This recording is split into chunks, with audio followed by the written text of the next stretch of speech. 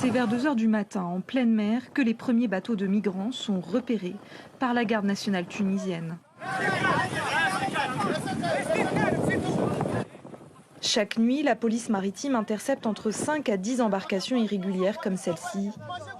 Les passagers sont déterminés à poursuivre leur traversée vers l'Europe, surtout après les propos polémiques du président Kais Saied sur les migrants subsahariens en février dernier. S'il vous plaît, écoutez-le-nous. Si on se retrouve là-bas, on nous chasse là-bas, il n'y a pas de maison, on n'a pas de travail.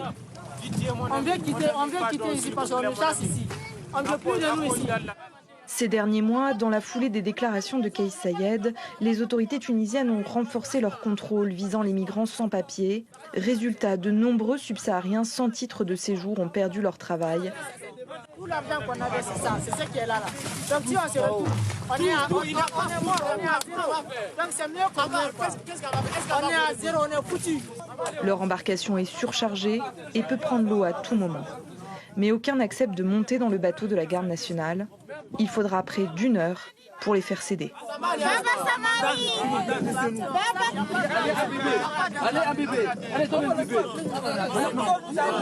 À l'aube, nous croisons un autre bateau intercepté, des Tunisiens cette fois. La plupart n'en sont pas à leur première tentative de traversée.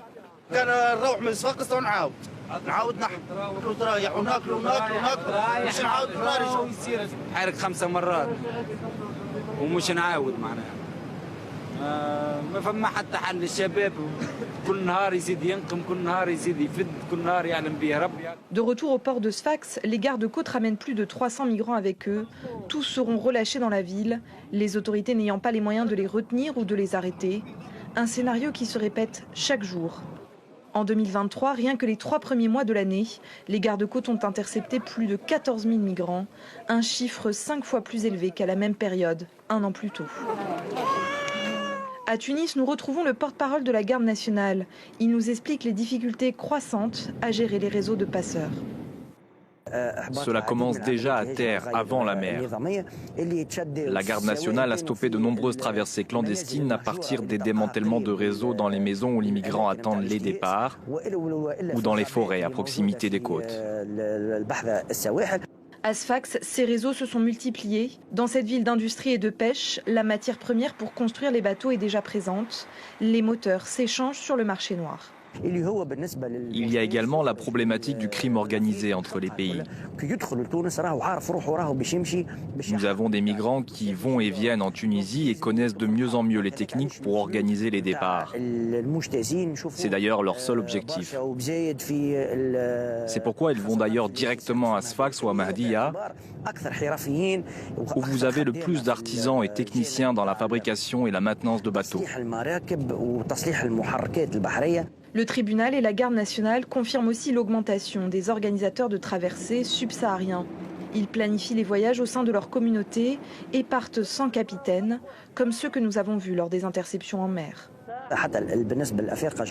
Beaucoup ont appris au contact des passeurs tunisiens ces dernières années et ont créé leur propre réseau, surtout pour ramener la matière première comme le fer pour les bateaux. Et ils savent se procurer les moteurs.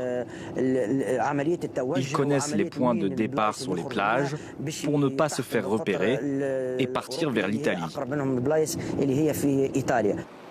Plus de passeurs, donc plus de traversées et des prix bradés.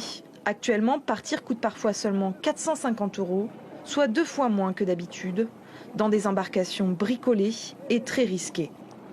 Ces dernières semaines, une dizaine de naufrages ont eu lieu, faisant plus d'une centaine de morts et portés disparus. À la morgue de Sfax, les autorités craignent la saturation. Nous sommes sous-équipés, vu le nombre important qui dépasse la capacité hospitalière qui ne dépasse pas les 35 à 40 cadavres. Donc on doit avoir une autre alternative pour mettre ces cadavres dans des conditions de réfrigération bien dans les normes. L'année passée, pendant l'été, le nombre de cadavres en attente a atteint un pic, la centaine. Un scénario que l'hôpital veut à tout prix éviter cette année. La difficulté actuellement majeure, c'est l'inhumation.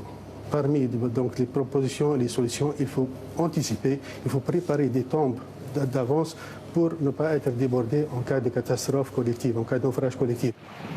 Pour les rares rescapés, avoir frôlé la mort ne dissuade pas de retenter une traversée. Lionel, Camerounais, fait une prière pour ses amis morts dans un naufrage fin mars. Il est le seul survivant parmi eux. Il témoigne anonymement car il veut repartir. Étant sur l'eau, on a rencontré plusieurs bateaux. Je sais pas, je crois les bateaux des pêcheurs en général, je crois italiens, qui ne nous ont pas aidés. Malgré l'état de la mer, ils s'en foutaient pas mal. On a fait naufrage dans la nuit. Et dans la nuit, c'est pas facile de s'en sortir. C'est aussi ça qui a entraîné la mort de plein d'entre nous. Parce qu'il y a l'agitation, il y a la panique, il y a la peur. Lionel a été sauvé par des pêcheurs tunisiens après 15 heures passées dans l'eau. Ces dernières années, les victimes de naufrage sont à 60% des subsahariens contre 20% de Tunisiens, selon les chiffres de la morgue de Sfax. Des drames qui risquent de continuer. L'Italie craint une poussée migratoire vers ses côtes encore plus forte à l'approche de l'été, alors que l'Union européenne alerte sur un possible effondrement de l'économie tunisienne.